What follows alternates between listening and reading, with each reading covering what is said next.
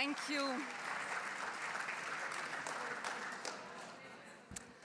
Thank you to all of you for being here. So with that nice and positive, gentle energy, we will be starting the day. So thank you very much to all of you.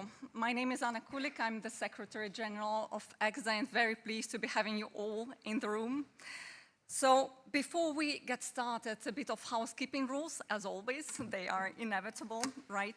And so what we will be telling you is that during the day, we will be using the Slido. And you have the QR code here on the screen and on your badges as well, which will be helpful for you to interact with the speakers and the moderator in particular, sending him or her the questions that you may be having. And you can also be trying your Slido even now when we are ready, so that you can test it today. And so we can be launching then the very first question.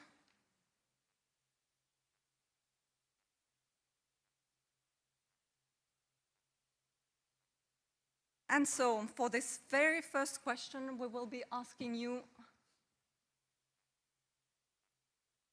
does it work well? Let us see, let us try. Okay, so I'll perhaps, while you are scanning all, certainly it does take a bit of time, I'll proceed with a bit further of housekeeping rules and then we'll get back to the Slido once again. So what I also wanted to tell you is that on the back of your badges, you also have the Wi-Fi password, which may be relevant, right, in order to indeed get connected, first of all, and be able to use the Slido. You can also find the sponsors of our conference today and on your badges and on, here on the screen. Thank you very much to those sponsors. Without them, certainly we would not be able to have this conference today and to organize that wonderful exchange of thoughts that I hope we will be having for today. So thanks to the sponsors. Also big thank you to our media partner, Asset Servicing Magazine, who is present here. And so now I'd like just to be turning to the media and journalists who are here in the room. If ever you would like to be quoting any of our speakers, you are of course free to do so, but please make sure that you are cross-checking the quotes that you are using from them directly with the speakers. And obviously you can find them during the coffee breaks or during the lunch here in the room. So now let us try again the Slido. I hope that many of you have been able to connect. Indeed, the connectivity in the room might require that you are using the Wi-Fi.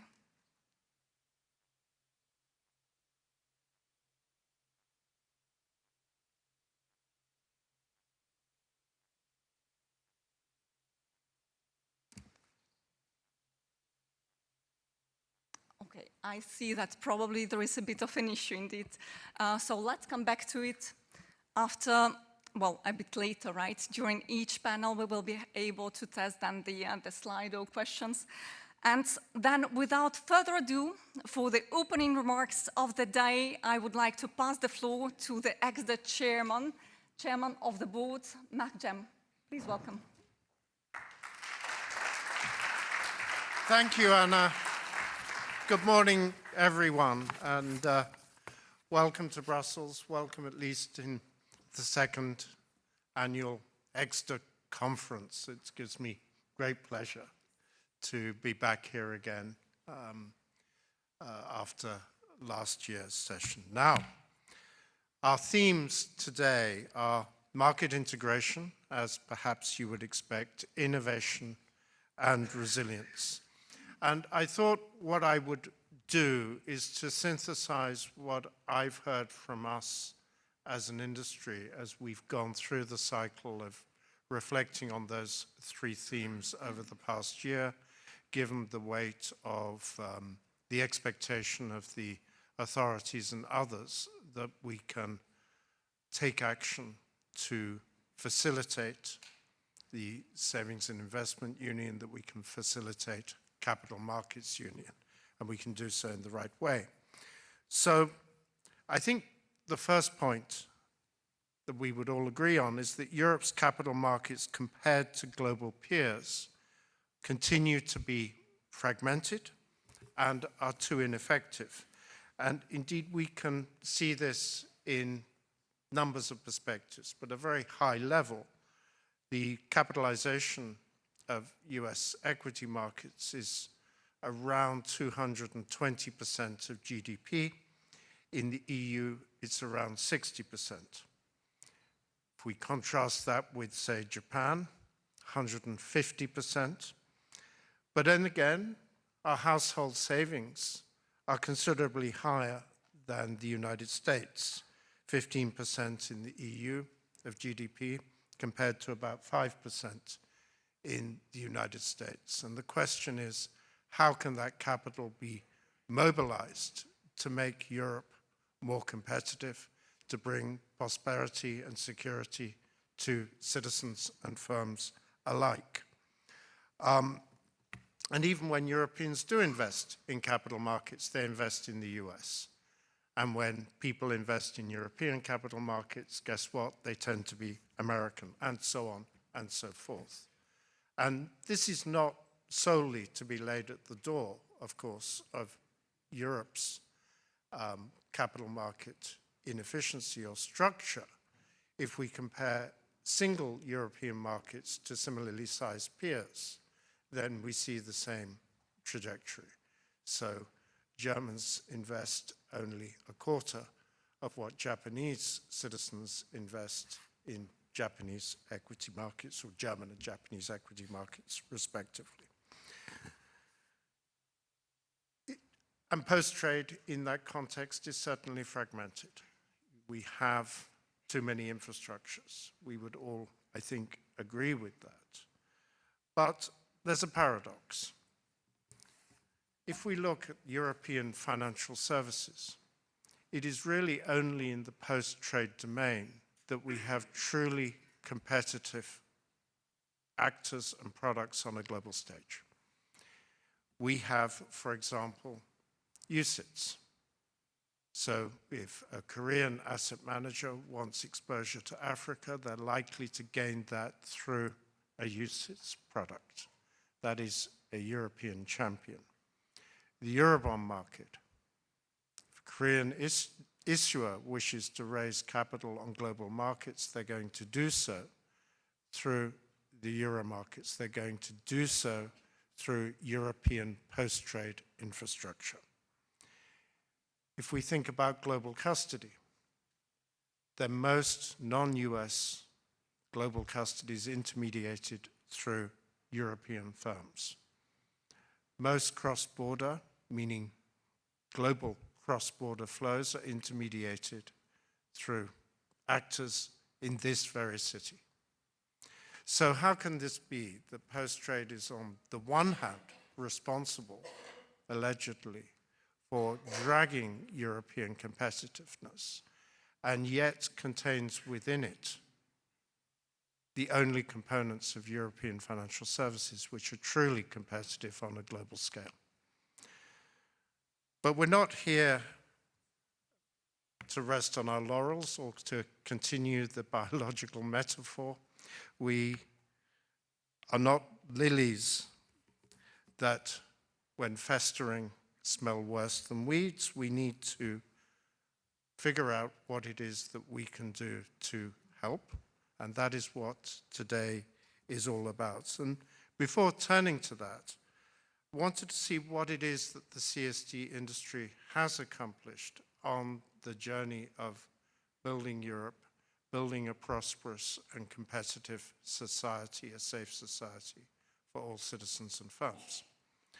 And I was thinking, if we go back to the beginning of this journey to 1987, when the Lamfalussy report was first commissioned, then at that time, many of the CSDs in Europe, which are supposedly at fault for being too numerous, didn't exist yet. And that's because the capital markets they supported did not exist yet. For those of you who lived through those years, as part of the accession journey to the EU, you had to build the institutions for capital markets. You had to build a CSD. It was kind of one of the first things you had to do alongside freeing political dissidents and so on and so forth, if you wanted to be part of that journey. And we forget that. We forget that that whole industry in many parts of Europe has been built, not just the CSDs, but capital markets, as part of the journey that has got us here. So it's not so much just a problem, it is also what we have achieved. If we think about consolidation, then what Euroclear has built, what Euronext has built, what BME6 have built, what Clearstream has built, is to consolidate within those 5 or 6 groups what NASDAQ has built. Something which is very close to the visions that policymakers would have us build. All of that has been done in the past 25 years. We have been core in facilitating the development of the single currency, which, by the way, remains to be fully built. And if we think about the single currency, monetary policy operations and so on, the CSDs have been fundamental in building that. We have built, perhaps a little unwillingly at times, we have built T2S. We have the infrastructure to enable proper cross-border settlement, integrated cross-border settlement across Europe. We have also, perhaps a little unwillingly at times, complied with CSDR and built an industry which functions within that regulatory framework. And we have continued, despite CSDR, to innovate, to deliver digital forms, and obviously one of the themes today is how we can continue to do that, and do that with greater strength.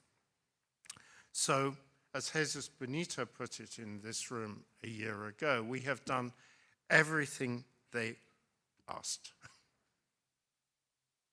And yet, that infrastructure remains, to a large extent, unused. And the question is, what can we do to realize that vision? What can we do to ensure that through our industry, any firm can hold any European security, can settle any European security at one CSD, regardless of where that security is issued? How can we make that process work for citizens and firms alike? That is what has brought us here today. How can we do that at reduced cost, at increased transparency, and how can we build it in such a way that we're building it for the future as digitized and tokenized formats emerge? That's the homework, I think, that we're setting you today. And above all, how can we continue to do that safely, with resilience, as we have always done? So with that, I'm going to hand it back to Anna, who will say a few words about how today will look, and introduce the first panel. So, Anna, welcome back.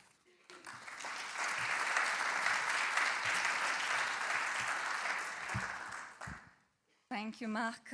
Really, thanks very much for this first opening remarks.